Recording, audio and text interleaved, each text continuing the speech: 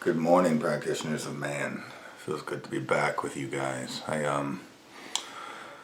had refrained from uploading any videos this week because I'd been on a water fast for a few days, and it got wildly intense, wildly psychedelic, and it felt like not the optimal time to be on here. So, coming off of that and coming off an amazing practice with the men last night at the group, and I wanted to jump on here this morning, and I got a question from one of the viewers about what does it mean to be a man. And so that's the practice for today, or at least I don't even want to say my take on it, it's what I found is most useful to answer that question. And there's a couple different avenues here of what I have thought it meant to be a man.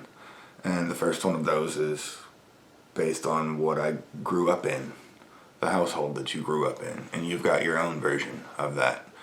And very likely, if you made it to this channel, you either grew up from a household that had a more reserved masculine presence,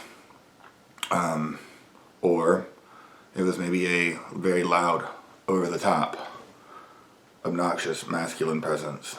But I'm betting if you made it here, neither one of those masculine presences in your life were necessarily tapped into the heart. And you're probably missing some part of that as well.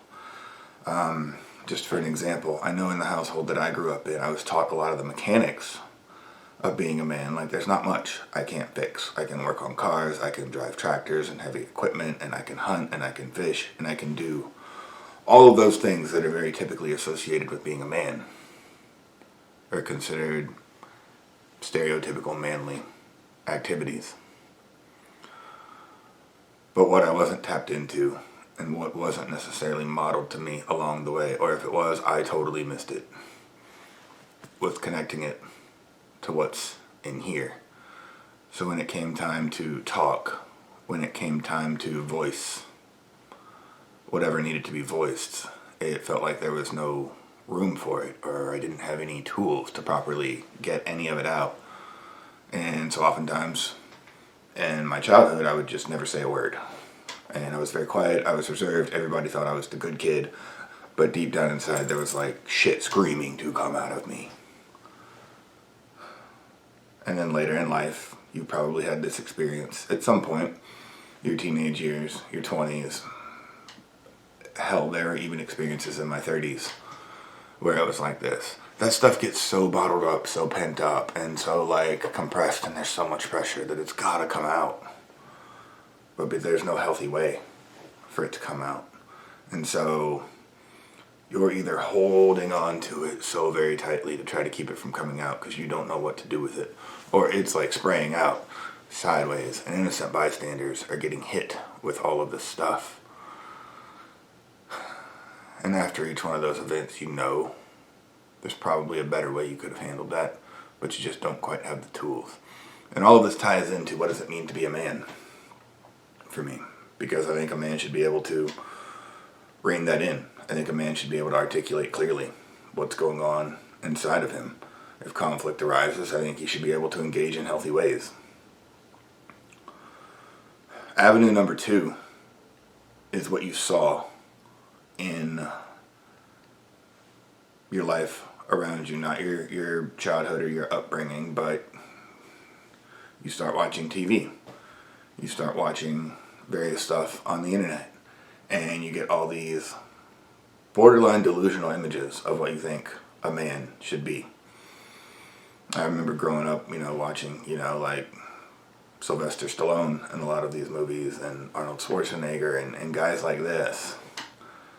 You got Rocky, you got Rambo, you got Commando, and then it really starts to create a lot of confusion, because I've got what my childhood was like, and then I've got what society is telling me. And there's like this creative hodgepodge, confusing blend that I'm trying to make sense of. And I end up even more confused as to what it means to be a man, up until my early to mid 30s. I had this breaking point, and that's kind of what inspired a lot of this. It's what inspired the group, the channel, and I started hearing this feedback from so many other men.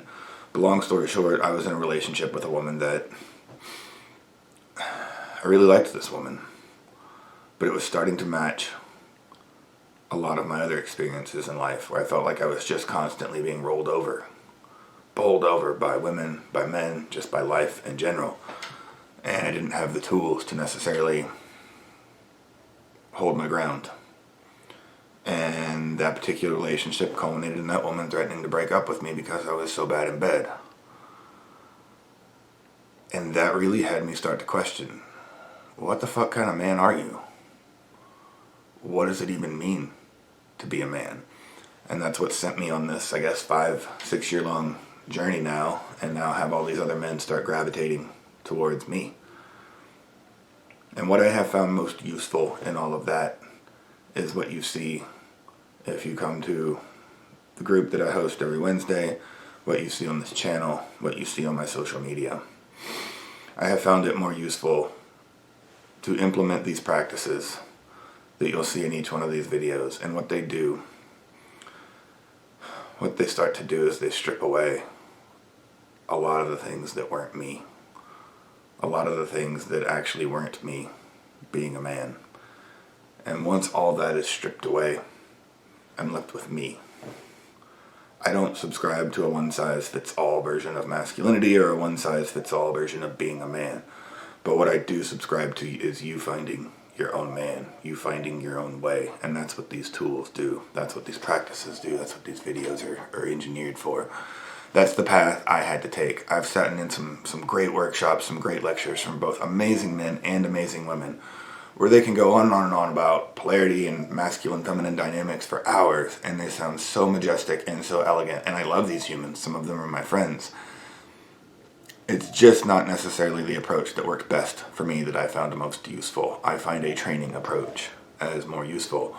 So I've re-engineered a lot of these concepts, per se, into little practices that I can implement in my own life and practice on a daily basis, and then share with other men at the group, on social media, on here, with my private coaching clients, so that they can train themselves too. And what ends up happening is they strip away all the things that actually weren't them being a man. And what you're left with is kind of like this clean slate where you get to rewrite what it means to be a man for you. You get to rewrite your core values. Now, along the way, you'll see a lot of similarities show up. There's definitely a lot of overlap and a lot of things that most men are going to agree on. Most men are going to agree on some core values like integrity, personal accountability, doing what you say you're going to do when you said you're going to do it, keeping your word. Because at the end of the day, if you lose your house, if you lose your job, if you lose your girl, you lose your kid. And I give you those examples because I've been through all of them. And successfully, I would say, given the application of the tools that I'm sharing with you. But at the end of the day, if you strip everything away and you're left homeless on the street, there's one thing that nobody can take from you. There's one thing you can't ever lose, and that's you. And if you're here, somewhere along the way, you probably just forgot who you were. You probably just forgot what you were. And in these tools, you will strip away all the things that you are not, and you will be left with that ideal version of you, with his core values, with his goals, with his missions, with his dreams, and the applicable tools to go achieve them and make them his current reality. The key word there is applicable. I have never hoped, prayed, meditated, or manifested my way into getting any of the things in my life. They've all had to be followed by aligned actions. And it's the same with sorting out this version of me that I currently am. See, back when that woman was threatening to break up with me because I was so bad in bed, I was getting told how manly I was, how masculine I was, and I was very confused by this. And I would ask people why they came to this conclusion, and they would oftentimes give me answers. Well, you've got that amazing long hair, or look at that beard, or some kind of crap like that. I can cut this hair off right now. I can shave this beard right now, and I might look different. But it has nothing to do with what's inside of here. And what's inside of here is what was missing.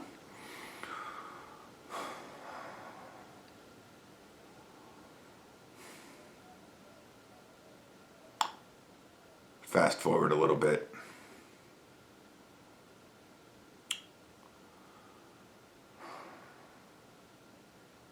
I'm forever grateful.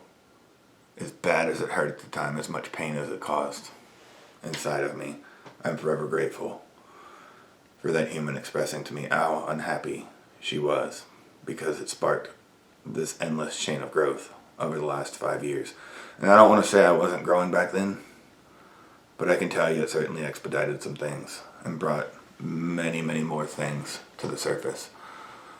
So I don't know what your event is, but if you made it here, if you're asking yourself these questions, something is happening in your life right now that you're not happy with. Something is happening in your life right now that is very puzzling, that is having you question what it means to be a man, and if you actually are a man. Give some of these tools a try and watch them start stripping away. Start practicing 1 or 2 of these things every day, every week, and watch all of the stuff that you're not strip away. And in that, you'll start remembering who you are. You'll start remembering what you are.